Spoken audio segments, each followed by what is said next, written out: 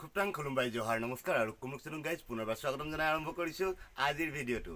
আৰু এতিয়া ৰাতিপুৱা সময় হৈছে 7:30। আচলতে যোৱাকালি গোটেই দিনটো আমাৰ পিংকু পাপুহঁতৰ ঘৰত ৰান্ধনি কৰিবলগীয়া হ'ল। আচলতে সিহঁতৰ বছৰেকীয়া সকামখন আছিলে দেউতাকৰ। আৰু বন্ধুসকল নিশ্চয় যোৱা লাষ্ট ভিডিঅ'টো আপোনালোকে চাইছে গোটেই ভিডিঅ'টো মই ৰান্ধনি কৰাৰ ওপৰতে কৰিলোঁ যোৱাকালি। চ' গাইজ আজি হৈছে কি আচলতে বহুত দেৰিলৈকে শুলোঁ, গাটো ভাগৰ ভাগৰ লাগিছিল আৰু শুই থাকোঁতে হঠাৎ ঘৰৰ পৰা ফোন আহিল 7টা বজাত যে এফালে আচলতে যাবলৈ আছে। হয়, আকৌ যাবলৈ আছে। আচলতে আজি বহুত দিনৰ আগতে আমি প্লেনিং কৰি ৰাখিছিলোঁ যে ঘৰুৱাভাৱে প্লেনিং কৰি ৰাখিছিলোঁ শ্ৰী শ্ৰী কলি আই থান যাবলৈ, যিখন আছে আমাৰ ঘৰৰ পৰা ঠাকুৰথানৰ পৰা প্ৰায় 20 কিলোমিটাৰমান দূৰলৈ। কলি আই থান নিশ্চয় আপোনালোকে যিসকল ডিব্ৰুগড়ৰ বা ধেমাজি লখিমপুৰৰ তেওঁলোকে হয়তো এইটো বিষয়ে জানে কলি আই থানখন। চ' শ্ৰী শ্ৰী কলি আই থানলৈ যাবলৈ সাজু হৈছোঁ। বগীবিলত আছে আচলতে আই থানখন।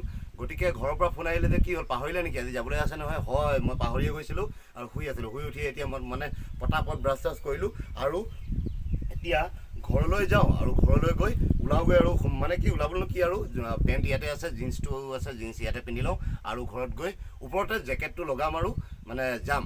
আৰু বেছি দেৰি নকৰোঁ দিয়ক, ভিডিঅ'টো আৰম্ভ কৰোঁ আৰু যাওঁ আজি কলি আই থানলৈ। আৰু সপৰিয়ালে ওলাইছোঁ, মোৰ পত্নী ওলাইছে, মোৰ ল'ৰা দুয়োটা ওলাইছে আৰু মোৰ ভাইটি মাইনাৰ ৱাইফ, মোৰ ভাই বোৱাৰী মণি ওলাইছে আৰু মাইনাৰ ল'ৰাটো ওলাইছে জোন, আৰু লগতে ওলাইছে মা। মানে সম্পূৰ্ণ এগাড়ী আমি ঠাহ খাই যাবলৈ লৈছোঁ শ্ৰী শ্ৰী কলি আই থানলৈ। ব'লক ভিডিঅ'টো আৰম্ভ কৰোঁ। আহা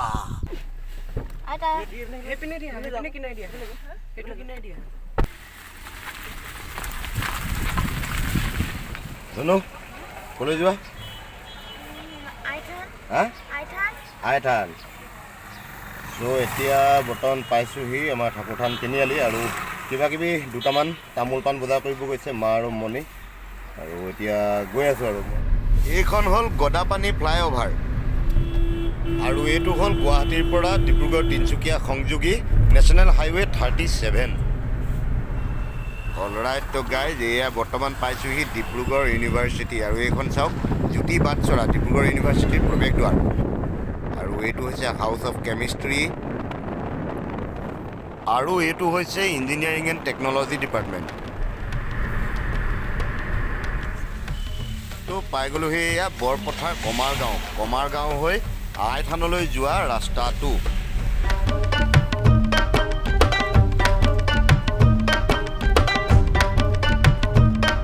ব্ৰহ্মপুত্ৰৰ বালিচাপৰি অঞ্চল এইটো। চ' গছ গছনি বহুত আৰু বাঁহ চাওক ভাই, বহুত ডাঙৰ ডাঙৰ জোপোহা বাঁহ। তো পাই গ'লোঁ ভাই এয়া থানৰ দুৱাৰমুখ। চ' শ্ৰীমতীহঁত নামিলে এতিয়া মন্দিৰৰ সন্মুখত। আৰু মই আচলতে মন্দিৰৰ ভিতৰলৈ নাযাওঁ, কিয় জানেনে? আচলতে কি মই গা পা ধোৱা নাই, এওঁলোক সকলো ৰেডি হৈ আহিছে ঘৰৰ পৰা। গতিকে মহিলাসকলেই যাওক আৰু আই থানত পূজা সেৱা আগবঢ়াওক। মই তেতিয়ালৈকে আপোনাক ছাৰাউণ্ডিং এৰিয়াটো, আই থানখনৰ ছাৰাউণ্ডিং এৰিয়াটো আপোনালোকক দেখাইছোঁ। ইতিমধ্যে যথেষ্ট গাড়ী ঘোঁৰা দেখি পাইছোঁ। আৰু আচলতে আজি দেওবাৰ হয়, আৰু দেওবাৰ দিনটোত মানে কি শ্ৰী শ্ৰী কলি আই থানলৈ বহুতো ভক্তৰ মানে তীৰ্থযাত্ৰীৰ সমাগম ঘটে আৰু যথেষ্ট ভিৰ হয়। আৰু এতিয়া মানে কি শ্ৰীমতীহঁতটো গ'ল, মই এতিয়া গাড়ীৰ ভিতৰতে অলপ সময় বহোঁ আৰু অলপ পাছতে ওলাম, আপোনালোকক দেখাম কাষৰীয়া অঞ্চলটো। চ' এইখন হৈছে আমাৰ কলি আই থানৰ মূল প্ৰৱেশদ্বাৰ।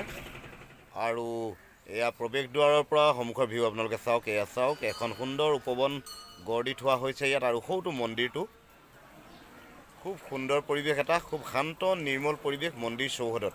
আৰু মন্দিৰৰ আগফালে যে এই গছকেইজোপা দেখিছে, এইকেইজোপা আচলতে ঔটেঙা গছ। আৰু এই ঔটেঙা গছকেইজোপাৰ মানে কি ঔটেঙাৰ এটা সময়ত মই আপোনাক কৈছোঁ যে এটা সময়ত যেতিয়া ইয়াত মানে কি চাকি বাতিৰ দোকান পোহাৰ নাছিলে, গতিকে এটা সময়ত এই ঔটেঙাজোপাৰ পৰা ঔটেঙা সৰি পৰা ঔটেঙাৰ বাকলিতেই এই আই থানখনত আচলতে চাকি জ্বলোৱা হৈছিলে আগৰ দিনত। আচলতে এইটো এটা জনবিশ্বাস। আৰু এতিয়াও ঔটেঙা বাকলিতেই বহুতে আহি চাকি দিয়েহি, বিশেষকৈ ঔটেঙা লগাৰ ছিজনত বহুত ঔটেঙা লাগে এই দুজোপা ঔটেঙাত। আৰু এতিয়াৰ ঔটেঙা নহয়, এইকেইজোপা বহুত পুৰণি ঔটেঙা, আমাৰ ককা দেউতাহঁতৰ দিনৰে ঔটেঙা এজোপা, ককা দেউতাহঁতেও দেখি গৈছিলে। আৰু ওপৰত চাওক কেইজনীমান পাৰ বহি আছে। মন্দিৰটোত ঢেৰ পাৰ আছে আমাৰ এই শ্ৰী শ্ৰী কলি আই থানত। আৰু ভিতৰৰ পৰিৱেশ চাওক, ভিতৰলৈ অলপ দেখাইছোঁ আপোনালোকক বাহিৰৰ পৰাই, যিহেতু মই মন্দিৰৰ ভিতৰলৈ নোসোমাওঁ। এইফালৰ পৰা চাওক যথেষ্ট ভক্ত এতিয়াই সমাগম হৈছে, কিন্তু এতিয়া সময় হৈছে মাত্ৰ 8:30। আৰু আৰু 8:30 বজাতে ইমানখিনি ভক্তৰ সমাগম আৰু দিনটোতো বাকী আছে, বিশেষকৈ আজি দেওবাৰ আৰু ফাগুন মাহ পৰিছে। আৰু ফাগুন মাহত চাকি দিয়াৰ মানে কি ইয়াত এটা নিয়ম আছে কলীয়াই থানত। আমাৰ ডিব্ৰুগড়, ধেমাজি, শিৱসাগৰ আদি অঞ্চলৰ মানুহে, তিনিচুকীয়াৰ পৰাও বহুত মানুহ এই থানখনলৈ আহে।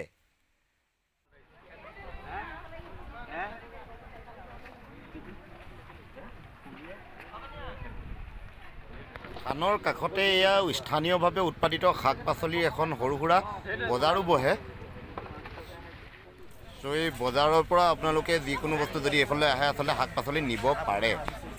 খুব ফ্ৰেছ শাক পাচলি চাওক, খুব ফ্ৰেছ। আচলতে আজি ৰাতিপুৱা ছিঙিয়ে আজিয়েই বেচিবলৈ লৈ আনিছে বজাৰলৈ। আৰু 8:30 বজাত চাওক, এতিয়া পৰিৱেশ চাওক, যথেষ্ট গাড়ী ঘোঁৰা ইতিমধ্যে ভৰ্তি হৈ পৰিছে। আৰু 10টা-11টালৈকেতো ইয়াত সম্পূৰ্ণ গাড়ীৰে ঠাহ খাই পৰিব। ইছ ৰাম, এইবোৰ আকৌ কি দেখিবলৈ পালোঁ, কি যে কি বুলি কওঁ বাৰু, মানে ক'বলৈ ভাষা নাই ৰে ভাই। মই এটা কথা বুজি নাপাওঁ, আমাৰ অসমীয়া মানুহবোৰ কিয় ইমান লেতেৰা হয়। এতিয়া এই আইথানখনলৈ আহিছোঁ, আৰু আইথানখনলৈ আচলতে প্ৰতি বছৰে বহু সংখ্যক তীৰ্থযাত্ৰীৰ লগতে বনভোজ পাৰ্টিৰো সমাগম হয়। আৰু বন্ধুসকল, মানে কি বনভোজ পাৰ্টিসকল আহে, কিন্তু পৰিৱেশটো ইমানেই লেতেৰা কৰি পেলায়। আৰু চাফ চিকুণ কৰি ৰখাটো একচুৱেলি সেই বনভোজ পাৰ্টিসমূহৰে দায়িত্ব। আচলতে এই থানখন আমাৰ কি জানে নাই, এখন ৰাজহুৱা থান, ইয়াত সকলোৱে অহা যোৱা কৰে। গতিকে সকলোৱে অহা যোৱা কৰা ঠাইডোখৰ ইমান লেতেৰাকৈ ৰখাটো, আপোনালোকক মই দেখাইছোঁ বনভোজ দলসমূহে আচলতে কি কণ্ডিশ্যন কৰি থৈছে। এয়া চাওক, মানে সকলোফালে অকল এৰেহা জোঠা পাত পটলৰ পৰা আদি কৰি গোটেই ফিল্ডখন একেবাৰে সম্পূৰ্ণভাৱে লেতেৰা। এতিয়া এইখিনি চাফা কৰি ৰখাটো বাৰু দায়িত্ব কাৰ? মোৰ হিচাপততো যিসকল ইয়ালৈ আচলতে আহিছে সেইসকলৰে দায়িত্ব নিশ্চয় হ'ব লাগে।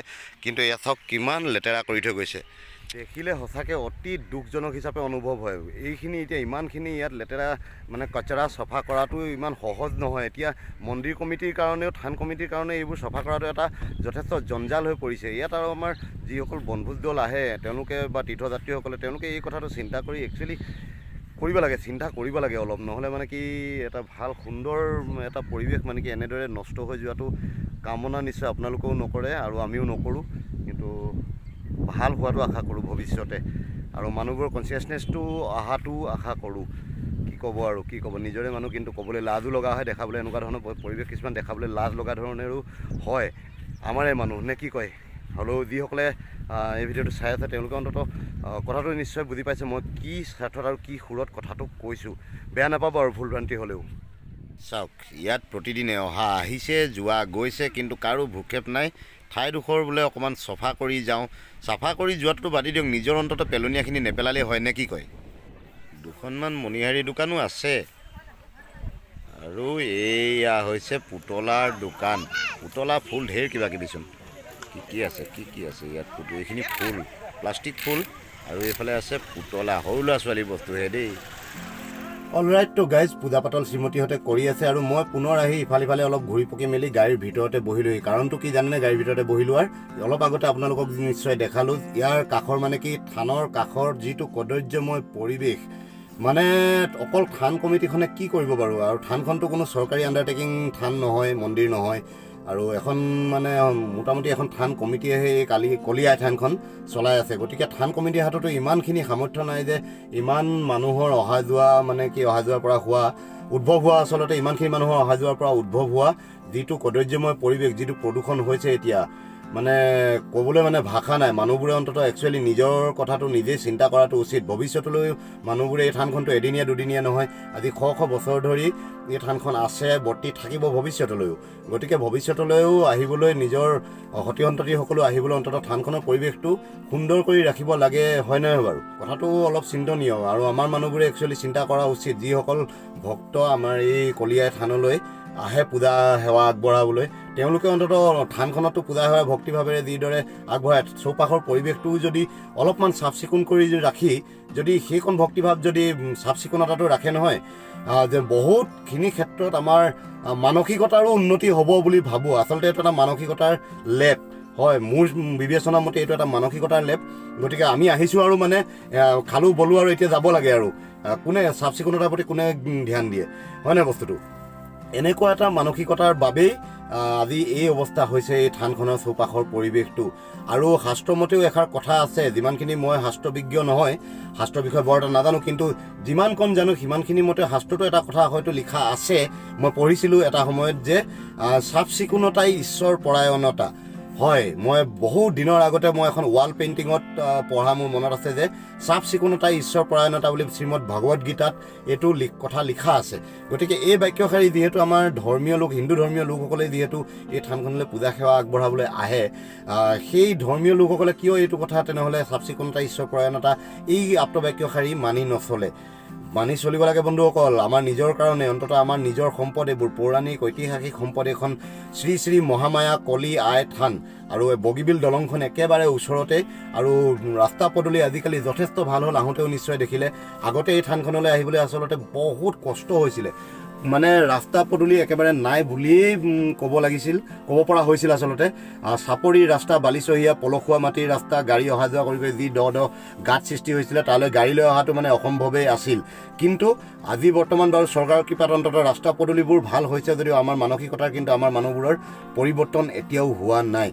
মানসিকতাৰ পৰিৱৰ্তন নহ'লে চৰকাৰে কেতিয়াও মানে কি জবৰদস্তি যিকোনো এটা বস্তু মানুহৰ ওপৰত জাপি দি লাগু কৰি তাক সফল কৰিব নোৱাৰে। চাফ চিকুণতাৰ বিষয়ে স্বচ্ছ ভাৰত অভিযান আমাৰ নৰেন্দ্ৰ মোদী ডাঙৰীয়া দেশৰ প্ৰধানমন্ত্ৰীয়ে তেওঁ এইটো বিষয়ে যথেষ্টখিনি উদ্যম লৈছে, আৰু বহুতো NGOৰ পৰা আদি কৰি বহুতো সংগঠন সংস্থাই এইটো বিষয়ে কাম কৰি আছে। কিন্তু আমাৰ মানুহৰ মানসিকতাৰ পৰিৱৰ্তন যেতিয়ালৈকে নহয়, এই সকলো কৰ্মকাণ্ডৰে একো লাভ নহ'ব বুলিয়ে মই ভাবোঁ। কাৰণ চৌপাশৰ পৰিৱেশটো দেখি আজি চাফ চিকুণতা ঈশ্বৰ পৰায়ণতা বোলা বস্তুটো মানে কথাশাৰীৰ পৰাও মোৰ অলপ বিশ্বাসো উঠিবলৈ লোৱা যেন লাগিছে। মানুহবোৰৰ মনত সেই বিশ্বাসখন আছে, ভগৱানৰ চৰণত বা শ্ৰী শ্ৰী কলিয়াই থানৰ ওচৰতে থানখনত পূজা সেৱা কৰিবলৈ তেওঁৰ ঈশ্বৰ পৰায়ণতাৰ ওপৰত তেওঁৰ বিশ্বাস, অগাধ বিশ্বাস। কিন্তু তাৰ কাষৰীয়া চৌপাশৰ ঠাইখন অতি লেতেৰা পেতেৰা কৰি যাবলৈ মানে তেওঁৰ অকণমানো ভয় ভ্ৰান্তি বা ধৰ্মীয় আৱেগৰ প্ৰতি তেওঁৰ অকণমানো সেইকেইজন মানুহৰ মানে যিসকলে কৰিছে এই লেতেৰা ধৰণৰ কামবোৰ, তেওঁলোকৰ বিষয়ে কৈছোঁ দেই, সকলোৱে যাতে এই বিষয়ে ভাবি নলয়। বহুত মানুহ আছে যে তেওঁলোকে এইটো বিষয়ে সচেতন, আৰু এজন সচেতন ব্যক্তি হিচাপে মই এই কথাষাৰ আপোনালোকৰ লগত আলোচনাই কৰিলোঁ। ভুল ভ্ৰান্তি হ'লে আপোনালোকে ক্ষমা কৰিব। বৰ বিষয়ে বিশেষ মানে কি বিজ্ঞ ব্যক্তি মই আচলতে এইটো বিষয়ত নহয়, কিন্তু যিমানখিনি জানো সিমানখিনি কথাৰে অন্ততঃ আপোনালোকৰ লগত মানে মোৰ মনৰ কথাষাৰহে শ্বেয়াৰ কৰিলোঁ। আৰু সেইকাৰণে আচলতে মই এতিয়া বৰ্তমান গাড়ীৰ ভিতৰতে আহি বহি সময় পাৰ কৰি আছোঁ। শ্ৰীমতীহঁত আহিব, মাহঁত আহিব, সকলোৱে পূজা পাঠ কৰি আহিব, আৰু পোনে পোনে যাম ঘৰলৈ। আৰু ভিডিঅ'টো যথেষ্ট দীঘলীয়া হৈছে, আজি ভিডিঅ'টো ইয়াতে শেষ কৰিছোঁ। কেনেকুৱা লাগিলে নিশ্চয় কমেণ্ট কৰিব, ভাল লাগিলে নিশ্চয় এটা লাইক কৰিব, আৰু চেনেলটো যদি নতুনকৈ আহিছে চেনেলটো ছাবস্ক্ৰাইব কৰি ল'ব, আৰু লগে লগে বেল আইকনটো টাচ কৰি দিব। চ' গাইজ আজিলৈ জয় হিন্দ, জয় অসম। পুনৰ লগ পাম আকৌ নেক্সট ভিডিঅ'ত। আৰু এটা কথা, যদি আপোনালোকে ফেচবুক আৰু ইনষ্টাগ্ৰামৰ জৰিয়তেও যদি মোৰ লগত সংযুক্ত হ'ব বিচাৰে, তেনেহ'লে স্ক্ৰীণত মই তলত লিংক দি দিছোঁ, চাওক, আৰু ডিছক্ৰিপশ্যনতো মই লিংক দি দিম, আপোনালোকে ফেচবুক আৰু ইনষ্টাগ্ৰামলৈ গৈ মোৰ লগত সংযুক্ত হ'ব পাৰিব। চ' গাইজ আজিলৈ জয় হিন্দ, জয় অসম। অল শুক্ৰান জিন্দগী ৱাহ জিন্দগী। Bye bye.